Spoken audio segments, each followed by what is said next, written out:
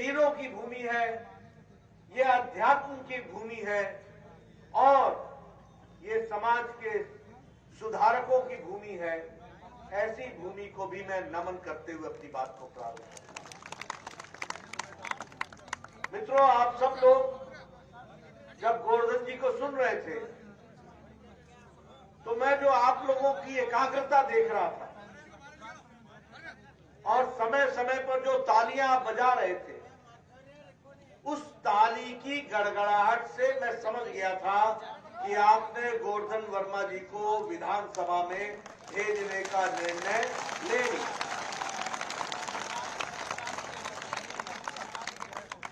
लेकिन विषय सिर्फ गोवर्धन वर्मा जी को जयपुर भेजने का नहीं है। उद्देश्य यह है कि गोवर्धन वर्मा जी के माध्यम से सीकर की जनता को, दाऊद की जनता को एक बड़ी लड़ाई लड़नी है और वो लड़ाई का माध्यम 25 तारीख को कमल के बटन को दबाकर गोवर्धन जी को आप ताकत देंगे, ये मेरा विश्वास है। ये लड़ाई क्या है?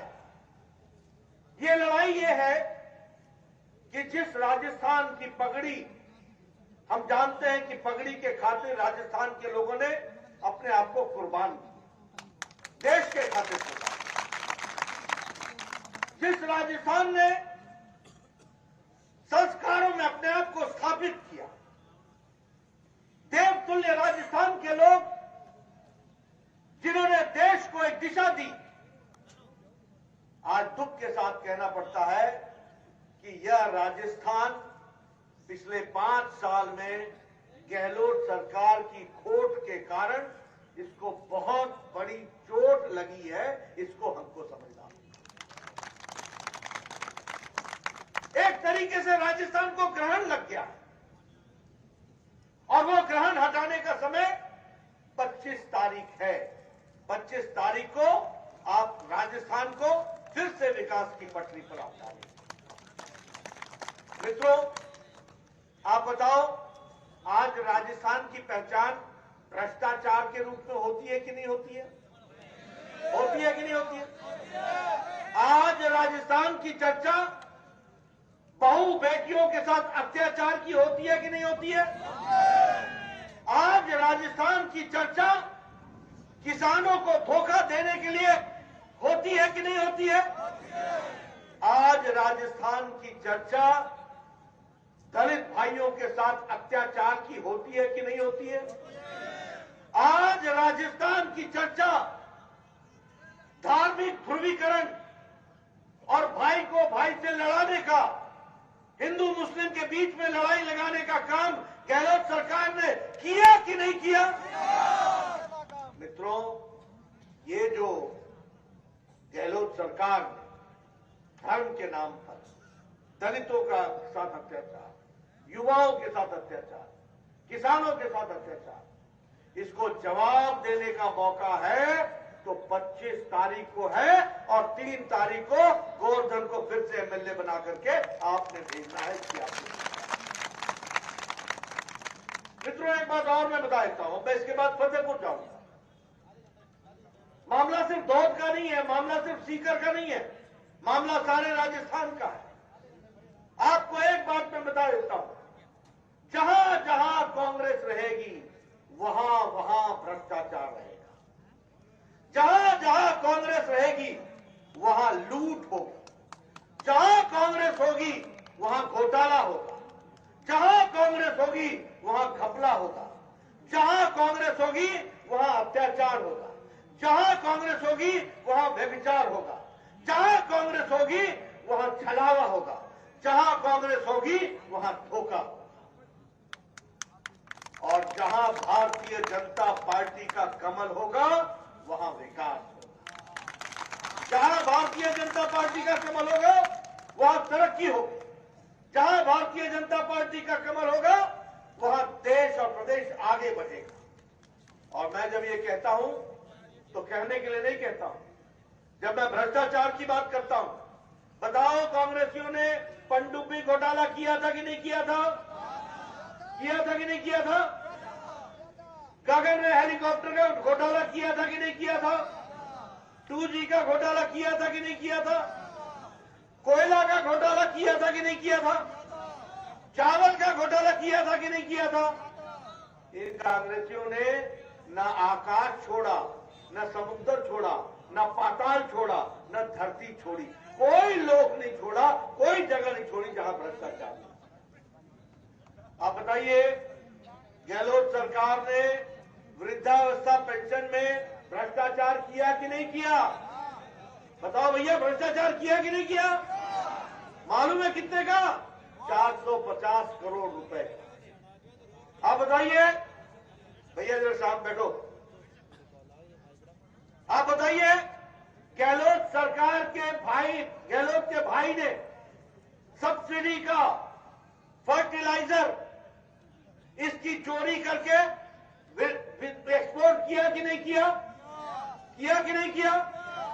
गहलोत के रिश्तेदारों ने 11,000 करोड़ रुपए का ठेका लिया कि नहीं लिया? सरकारी ठेका। गहलोत सरकार में योजना भवन में बताओ 2.5 करोड़ रुपए मिले कि नहीं मिले? आप बताओ, गहलोत सरकार में योजना भवन में 1 किलो सोना मिला कि नहीं मिला? ये कैसी सरकार है?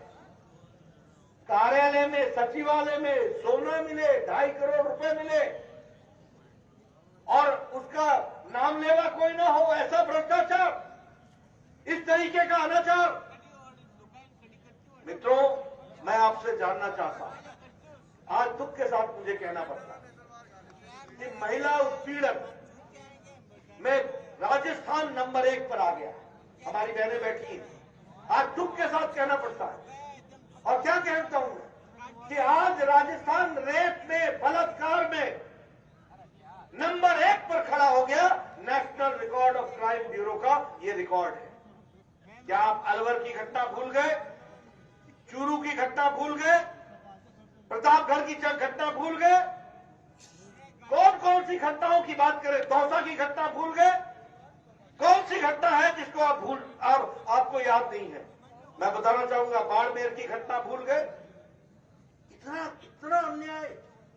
दौसा में 4 साल की बच्ची के साथ किसी और ने नहीं, पुलिस इंस्पेक्टर ने बलात्कार किया।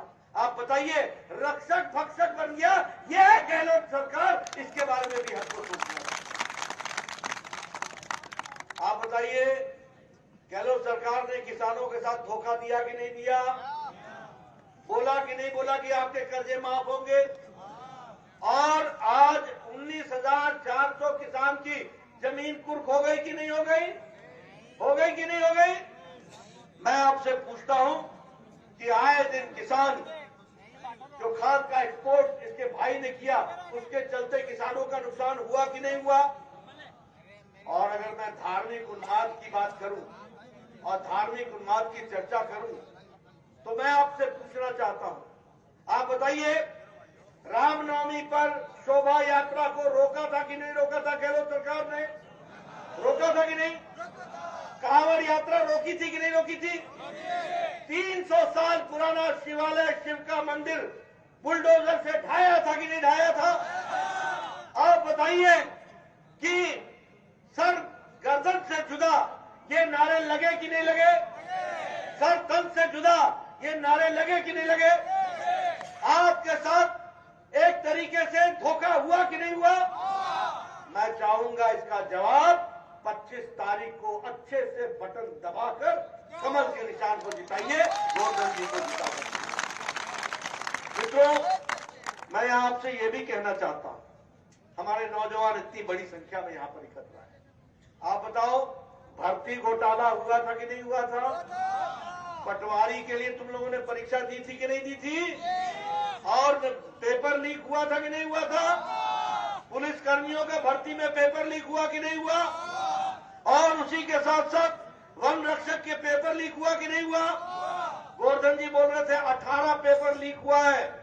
मैं गोवर्धन जी को करेक्ट करना चाहता हूं, सही बताना चाहता हूं, 19 पेपर लीक हुए हैं। 19 पेपर लीक हुए।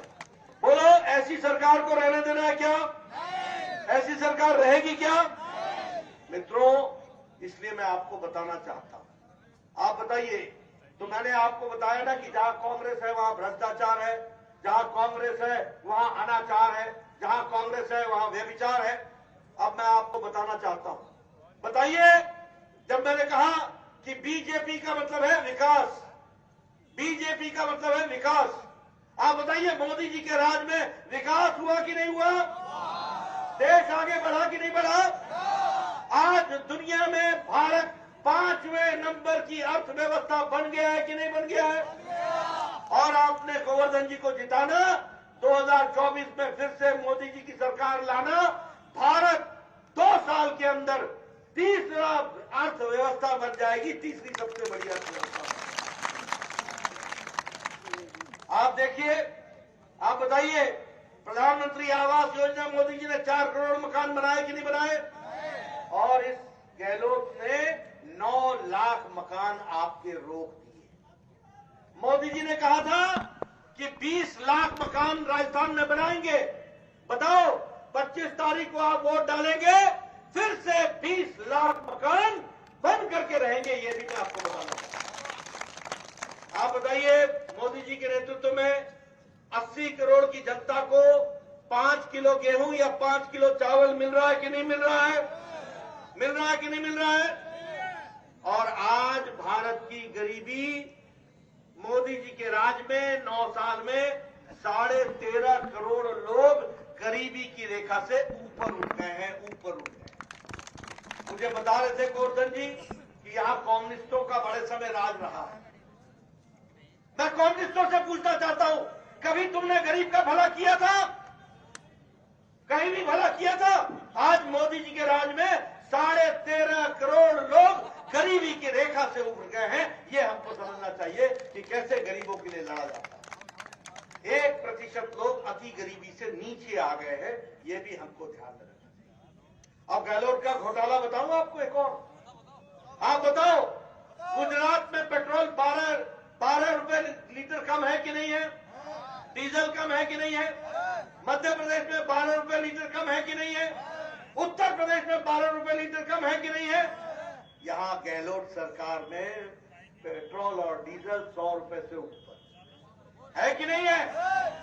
बताओ, हम इसकी समीक्षा करेंगे और हमारी सरकार आएगी, आम आदमी को सस्ता डीजल और पेट्रोल मिलेगा, जैसा उत्तर प्रदेश में है, गुजरात में है, इसकी हम चिंता करेंगे। मित्रों, मैं विकास के बारे में आपसे बहुत सी चर्चाएं कर सकता हूं। प्रधानमंत्री आवास योजना, प्रधानमंत्री आयुष्मान भारत, 5 लाख रुपए प्रधानमंत्री जी भेज रहे हैं, जो गरीब लोगों को मिलेगा। और गरीब कौन है?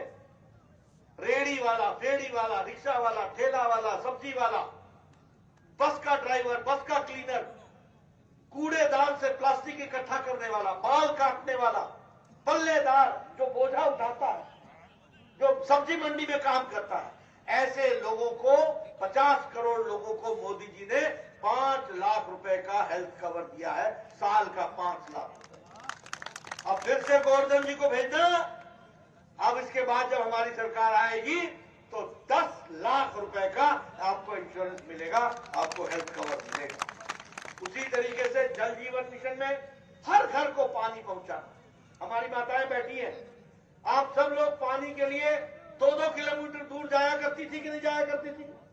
आज मोदी जी ने तय किया है, जल जीवन मिशन में 36 लाख परिवार को घर में नल लगा करके देंगे। इसके लिए हम काम करेंगे। लेकिन यहाँ जल जीवन मिशन मोदी जी का है और गहलोत सरकार का जेब भरो मिशन है। जेब भरो, बोलो, ऐसे जेब भरो मिशन वाले को रहने देना है क्या? छुट्टी करोगे ना? गोवर्धन जी को भेजोगे ना? और मित्रों, मैं आपको एक बात और बताना चाहता हूं, रोजगार के लिए। यहां बोलते हैं बेरोजगारी है, बात सही है, लेकिन मोदी जी ने 6 लाख लोगों को सरकारी नौकरी का अपॉइंटमेंट लेटर हाथ में थमा करके दिया है। और यहां भी हम वायदा करते हैं, हमारी सरकार बना देना, 2.5 लाख लोगों को हम 5 साल के अंदर नौकरी देंगे। इसकी भी हम आपको बताना चाहते हैं। मित्रों, राजस्थान में 44,000 करोड़ रुपए भारतमाला प्रोजेक्ट में खर्च किया है। मैं दूर की बात करूंगा तो आप बोलोगे भारत माला किसने देखा? आपने सीकर का मेडिकल कॉलेज देखा कि नहीं देखा? देखा कि नहीं देखा? ये सुमेधानंद जी बैठे सांसद थे, मैं स्वास्थ्य मंत्री था, इन्होंने मेरे से कहा, मैं इनको पकड़ करके ले गया प्रधानमंत्री जी के पास। मैंने कहा इनके पास बिल्डिंग है, इनको मेडिकल कॉलेज चाहिए, आपका आशीर्वाद चाहिए। बोले मेरे आप मुझसे क्यों पूछते हो? सीकर हमारा है, काम करना है, आप मेडिकल कॉलेज बनाओ। और तब जाकर के मेडिकल कॉलेज आया और 2023 में वो आपको समर्पित। बताइए आपको यूनिवर्सिटी मिली कि नहीं मिली? मिली कि नहीं मिली? ये विकास हुआ कि नहीं हुआ? जब सुमेधानंद जी एमपी बने और 2014 में यहां 14 रेल आती थी, 14, आज 49 रेलवे आ रही, 49। और मैं आपको बता दूं, 2 साल बाद मेरे से पूछना, ये सीकर का जो रेलवे स्टेशन है ना, तुमको पता नहीं चलेगा कि ये रेलवे स्टेशन है कि एयरपोर्ट है। इतना अच्छा बना करके देंगे, ये भी हम आपको बताएंगे। इसमें विकास की नई कहानी लिखी जा रही है, हर एक दृष्टि से नए नए आयाम जोड़े जा रहे हैं। और उसी तरीके से वंदे भारत एक्सप्रेस दिल्ली से अजमेर और उदयपुर से जयपुर, जोधपुर से साबरमती, और उसी तरीके से नए एयरपोर्ट भी बन रहे हैं। और उसी तरीके से जयपुर, कोटा, उदयपुर और अजमेर, ये स्मार्ट सिटी भी बन रही है। इसलिए विकास के दृष्टि से एक के बाद एक काम हो रहा है। अब मैं आपको बताना चाहता हूं, हमारे किसान भाई ये याद रखें, आप जब गोवर्धन जी को भेजेंगे ना, और मेरे कम्युनिस्ट भाई भी याद रखें, बहुत लाल झंडा लेकर के घूमते रहे ना, आपको सबक सिखाया तो गोवर्धन ने सबक सिखाया है, ये भी हमें याद है। लेकिन मैं आपको बताता हूं कि आज किसानों को साल का मोदी जी के द्वारा 6,000 रुपए मिल रहा है। आप गोवर्धन जी को चुनाव जिता करके भेजना, सरकार हमारी बनाना, हर किसान को जो प्रधानमंत्री किसान सम्मान निधि में आता है उसको 12,000 रुपए साल का मिलेगा, इसकी हम व्यवस्था करेंगे। और गेहूं की खरीदी वो एमएसपी के ऊपर 2,700 प्रति क्विंटल हम खरीदी करेंगे। और किसानों को मैं बता दूं, जिनकी जमीनें गई हैं, हम एक कंपनसेशन पॉलिसी बनाएंगे और उनको उचित न्याय दिलाएंगे, ये भी मैं आपको वायदा करके जाता हूं, ये भी आपको बताऊंगा। हमारी माताएं बैठी हैं, मैं आपको बताना चाहता हूं, एक तो आपको प्रति सिलेंडर अब 450 रुपए की सब्सिडी मिलेगी प्रति सिलेंडर, ये भी आप जानते। मैं बहनों को यह भी बताना चाहता हूं, जो हमारे गरीब परिवार की बहनें होंगी, बच्ची होगी, जिस दिन पैदा होगी उसी दिन हमारी सरकार 2 लाख रुपए का बॉन्ड उनके नाम पर करेगी। और जब वो 6वीं में पहुंचेंगी तो 6,000 रुपए साल का, जब वो 8वीं में पहुंचेंगी तो 8,000 रुपए साल का, जब वो 10वीं में पहुंचेंगी तो 12,000 रुपए साल का, जब कॉलेज जाएंगी तो 50,000 रुपए, और जब वो 21 साल की होंगी तो 1 लाख रुपए उनके बैंक में डाल दिया जाएगा। इस तरीके से जो बच्ची गरीब परिवार से है और मेरिट में आएगी तो 12वीं के बाद उसको एक स्कूटी मुफ्त में दी जाएगी, इसकी भी हम व्यवस्था करेंगे। इसलिए मित्रों, विकास की दृष्टि से, और ये जो प्रधानमंत्री गरीब कल्याण अन्न योजना है, ये योजना अगले 5 साल तक चलती रहेगी और आपको 5 किलो गेहूं या 5 किलो चावल, 1 किलो दाल मिलता रहेगा। जो हमारे गरीब बच्चे, जो किसी भी जाति से, उनको साल का 1200 रुपए मिलेगा सिर्फ उनके यूनिफॉर्म के लिए और उनकी पुस्तक और पुस्तिका खरीदने के लिए। उसी तरीके से एक बात और बता दूं, जिन लोगों ने जल जीवन मिशन में घोटाला किया, जिन लोगों ने माइनिंग में जेब गरम की, जिन लोगों ने टीचर भर्ती में घोटाला किया, जिन लोगों ने मिड डे मील में घोटाला किया, जिन लोगों ने फर्टिलाइजर खाद में घोटाला किया, जिन लोगों ने प्रधानमंत्री आवास योजना में घोटाला किया, जिन लोगों ने पेपर लीक में घोटाला किया और पेपर लीक किया, हम एक एसआईटी बैठाएंगे, स्पेशल इन्वेस्टिगेशन टीम, और हम इंक्वायरी करेंगे और डिटेल में इंक्वायरी करने के बाद जो भी दोषी पाया जाएगा उसको जेल के अंदर डालेंगे, ये भी हम आपको विश्वास दिलाते हैं। और मेरे युवा साथी, गोवर्धन जी को चुनाव जिता करके भेजिएगा। 2.5 लाख लोगों को सरकारी नौकरी दी जाएगी, 2.5 लाख लोग। अब आपसे मैं पूछता हूं, बोलिए इस भ्रष्टाचारी सरकार को आप छुट्टी करेंगे ना? बोलिए आप इस भ्रष्टाचारी सरकार, गहलोत सरकार को छुट्टी करेंगे ना? इनको घर बैठाएंगे ना? इनको आराम देंगे ना? गोवर्धन जी को काम देंगे ना? इनको आगे बढ़ाएंगे ना? और भारतीय जनता पार्टी की सरकार लाएंगे ना? आप विकास को आगे बढ़ाएंगे ना? मैं आपको विश्वास दिलाता हूं, 25 तारीख को कमल खिला देना, अगले 5 साल तक विकास का कमल खिलेगा। इस बात को आप याद रखिए और गोवर्धन जी आपने इसको आगे बढ़ाएंगे। आपने मेरी बात इतनी धूप में इतनी शांति से सुनी, इसके लिए आपको विशेष धन्यवाद। और फिर मुझे वायदा करो, पहुंचाओगे ना? कहां पहुंचाओगे? विधानसभा, पक्का। बहुत बहुत धन्यवाद। बहुत बहुत धन्यवाद। राष्ट्रीय अध्यक्ष का हम ढेर सारा धन्यवाद ज्ञापित करते हैं। आपने इस धोख की जनता का हौसला अफजाई किया। राष्ट्रीय अध्यक्ष जी आशीर्वाद दे रहे हैं, आप सबका ध्यान मंच की तरफ होना चाहिए। आप सब जोरदार समर्थन करें इसका, जोरदार तालियां बजाएं, जोरदार।